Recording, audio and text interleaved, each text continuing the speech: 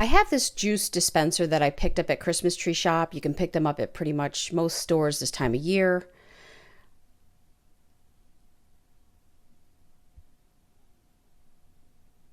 And my suggestion is that you get something that is flat and does not have detail on it. We're going to be using Raised on Sweet Tea and Jesus today. It's a adhesive mesh stencil from Amy Howard. You can find this at chalkitupfancy.com. And you first want to make a plan, and the spout is a little bit in my way, so I want to make sure I shorten that end and go around the J and the Jesus so I can fit it on my jar.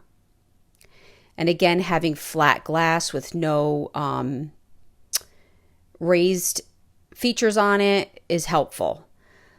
So this is very sticky, so you kind of want to make sure everything's even. You can lift and replace as you're trying to figure out an even setting. And once it's on, I just take my finger and I rub all around the letters just to make sure that everything's adhered where I'm going to be putting my paint. And then I go ahead and mask off any place I don't want the paint.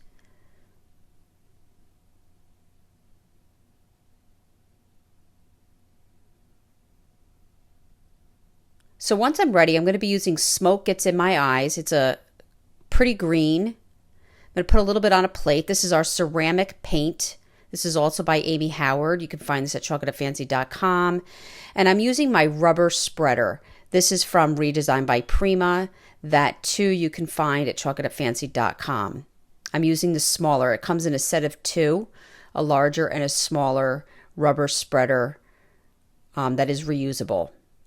And you're just going to get your paint on every letter, putting a little pressure so that you make sure the paint gets through the mesh in the stencil.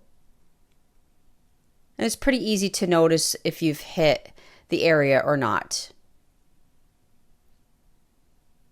You can use an art brush if needed.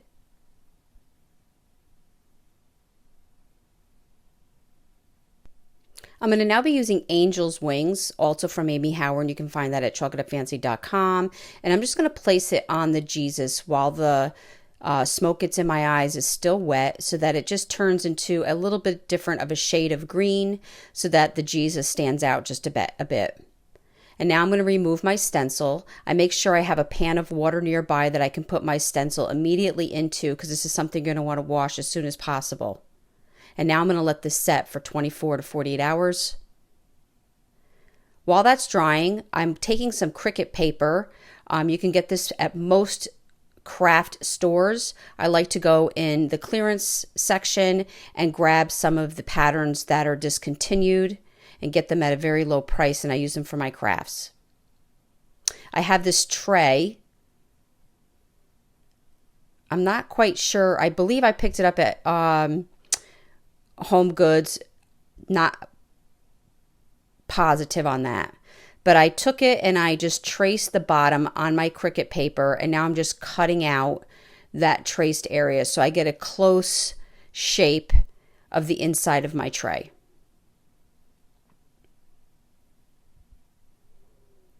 Cricut paper is nice to work with as it has the lines on the back for cutting and keeping your lines straight. Now this is very, very sticky.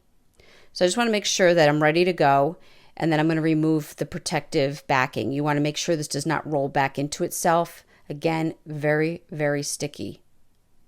I'm going to lay this down on my tray. I love this pattern. It's kind of like a mossy green check. And then you just want to go through and rub and make sure that your paper is laid down and there's no large air bubbles. And then I'm taking my second piece. Usually the Cricut paper comes in several rolls that kind of blend with each other, and this did have 2 rolls of the check. And I want to make sure I line up my checks and hold it down with some tape. And I'm taking a razor blade and just creating a line. Some of it is cutting, and then I'm just going to take a pair of scissors and make a final cut and make sure that this fits. So this time I decided to do this in halves. So I peeled the paper back, stopped, cut that section off So now only half of it is sticky right now. It's going to make it a little bit easier for me to make sure I line up my checks before I lay it down, and just gives me a little bit more control. And then I can fold that other half over and remove that second portion.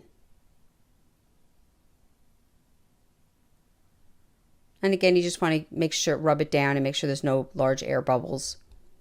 So now we're going to work with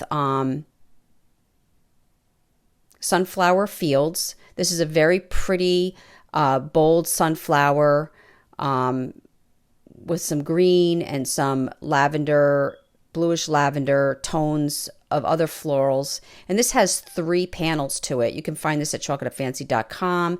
But I'm just going to take this splash of the sunflowers, cut that off, and I'm going to remove that from its protective coat.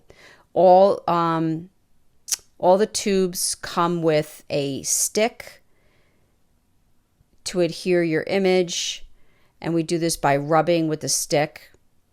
And I just spend a lot of time just rubbing with my stick. The more I can rub every part of this image, the easier my film is going to lift and leave the image in place.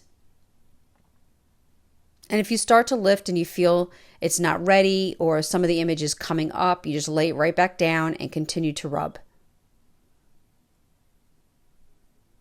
And you just want to lift your image, your film, slowly until you completely get it completely removed. And then you want to take a cloth, I call this burnishing. You just want to burnish your image and make sure it has adhered and that there's going to be no issues. We decided to use epoxy with this. We're using, this is called Envirotex Light.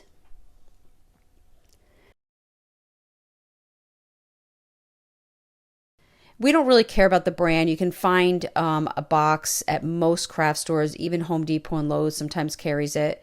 The biggest tip is it comes with an A and a B bottle, and you want your it to be equal parts. So you want to make sure you measure out equal parts in 2 different containers, and then you're going to pour them into one another. You want to make sure you're wearing gloves and a protective mask, as this does have a hidden fume that you almost can't smell. That really is not healthy for you. So you want to make sure you protect yourself and your skin. But outside of that, this is very easy to work with. You're going to mix slowly for several minutes, and you'll start to feel it kind of thicken but still be flowy.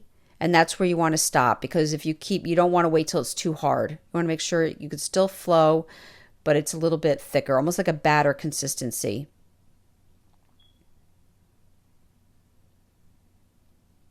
And then very simply, you're going to pour it into your tray, and you want to make sure that you use every portion of your mix. And then you can just tip your tray to get it to go to each edge. Now we do use a heat gun, and that just takes out any air bubbles that are visual. You could use a blow dryer, but the heat gun doesn't have as much air to move that epoxy around. I really hope you enjoyed this video. For other tutorials, go check us out on YouTube. You can now watch all our videos at chocolatefancy.com. For any paint products, tissue paper, transfers, or mesh stencils, chocolatefancy.com. Thank you for watching and have a great day.